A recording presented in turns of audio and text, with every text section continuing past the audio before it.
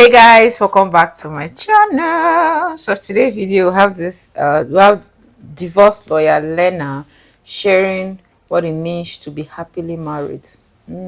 Okay. As a divorce lawyer, she must have seen it all in the courtroom. So let's take a listen. Happy in marriage are the ones who know they would also be the people who are happiest in marriage are the ones who know they would also be fine if it ended in divorce. As a divorce lawyer, I know that sounds backwards, but it's absolutely true. If the word divorce terrifies you more than the word marriage, you are not ready to get married. We sell marriage like it's a cliff jump. Close your eyes, hope it works, pray you never have to think about an exit. But adults do not jump off cliffs without checking the landing. Emotionally mature people do not sign contracts they're afraid to read.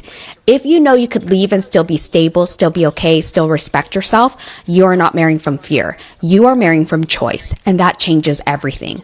I see couples where one person is terrified of divorce, terrified of being alone, terrified of losing the house, the lifestyle, the image. That fear creates imbalance. The person who fears losing more will tolerate more. The person who knows they will survive has leverage. Healthy marriages are not built on desperation. They are built on two people who know they are choosing each other daily and not clinging because they're scared. The irony is that being prepared for a divorce makes divorce less likely. When two people know they can walk away, they treat each other better. Respect increases, effort increases, accountability increases. No one feels trapped, so no one behaves like a trapped animal. The most confident wives I see are the ones who know they could rebuild if they had to. The most secure husbands are the ones who know their partner stays because she wants to and not because she's stuck. Marriage should not feel like a cage with golden bars. It should feel like a partnership between two people who would both survive independently. To be happily married, you must also be prepared to be happily divorced.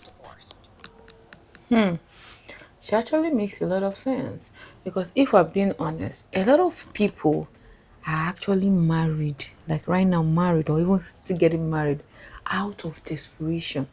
When you see comments, people say, "Oh, I can't leave him now." They're dating or they're not married yet. Or I can't afford to leave him now because if I leave him, where will I go? Somebody like that can even go ahead and marry that man if the man proposing to her because after all, for right now, he's giving me the life I need. When I find my footing, I will divorce him. Out of desperation. Out of desperation. Out of desperation. See, desperation has cost a lot of people much more than they're even willing to admit. Desperation.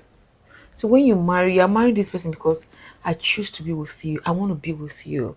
So you know when you want to be with somebody, like genuinely want to be with somebody because you love them, you love and respect and care for them.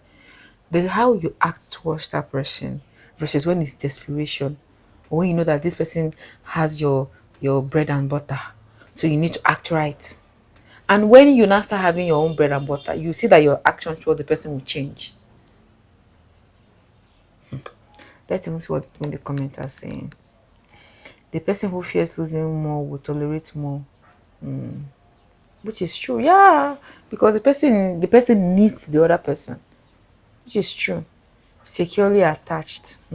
If the word divorce scares you more than okay, it's just reiterating. This person 100%, and this is why second marriages are oftentimes better than first marriages, especially if there was a gap when the person was okay being single. Not those ones that as they're living one relationship they're jumping into another.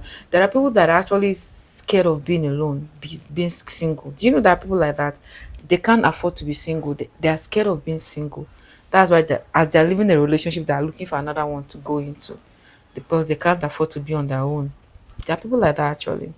Somebody said, "My dad told me if it doesn't work out, I can always come back home. It means the world to me."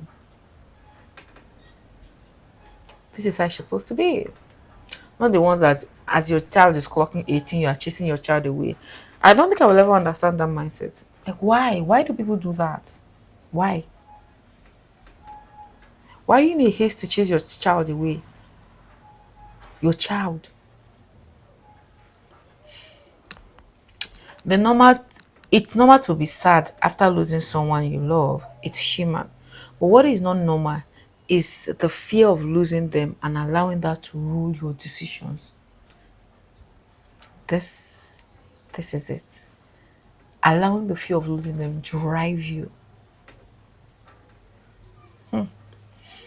Okay. The hardest marriages for women to leave are often when they are married to husbands who are good guy presenting. And I want to explain this to you because these husbands, they don't yell, right? They don't cheat. They don't disappear. They show up when they're supposed to. They will help if you tell them exactly what to do, when to do it, how to do it every single time, right? They're not necessarily abusive. They're not really chaotic.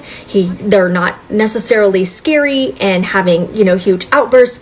They're literally just there. And I think for so many women, this is what makes it so hard to name and so hard to leave, because nothing is technically wrong, right? But nothing is deeply right either. Like, he doesn't proactively make your life easier. He doesn't anticipate your needs. He doesn't carry the mental labor with you. He just sits there waiting for instructions, like a puppy dog waiting for a command, right? And when you're exhausted and you're resentful and you're already drowning, this will make you feel like you're crazy, because you have friends whose husbands are way worse than that. You've seen the horror stories. You've seen the TikToks. You know that worse guys out there exist. And your husband isn't necessarily like that. He's a good guy, right?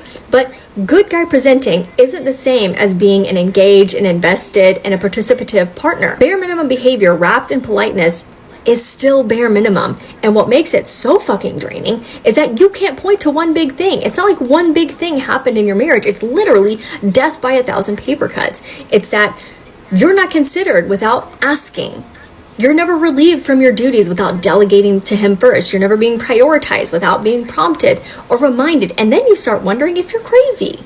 You start wondering if you're asking for too much, wondering if you're just too hard to please, if you'll never be happy. But you're not asking for too much. You're not too hard to please. You are literally asking for partnership, but you're getting this passive participation and you're being expected to tolerate it because it could always be worse. The hardest And the most annoying part of this is women with such men, when they even openly share with people, people never understand what they're talking about, because to them, you are married to literally the best man on earth. Just like what, because the man is a good man presenting. Everything looks good on paper. Outwardly, it looks the best, but inwardly, you're the one wearing the shoe, so you know where it's pitching. But even though you know where it's pitching, you can't really even pinpoint where it's pitching. Like, it's as if it's pitching all over. You can't pinpoint exactly where it's pinching you, because at times you can't even name it. You don't even know what it is, and that's why you don't even know how to communicate it. But those that have been able to identify, which is a good one, they know what to point to. So you can then begin to have that conversation with your partner, with your husband. And if he's the type that takes feedback, because that's another thing, some of all these men, they don't know how to take feedback because of their ego. So if you are blessed and your husband knows how to take feedback, that's a good one. Like, that's good, because people want to be loved how they want to be loved. Love, I think, it's something we need to start intentionally learning to do. Loving people how they want to be loved. You're a good father. You're a good man in the house. Not even a good, but you don't love your partner the way the partner wants to be loved. You don't do anything in the house unless your wife points it out. And that's literally some people's life. The wife has to say something before it's done. And you see, in that kind of situation, the children are watching that. They go on, they carry that same mindset. The girls think, oh, I think it's in my place to tell my man what to do. And when they are women that takes charge, they don't know how to operate, because they grew up seeing their mom doing everything and their dad waiting for instruction. And the boys in that household will take on that personal too. Oh, my mom was the one running the household.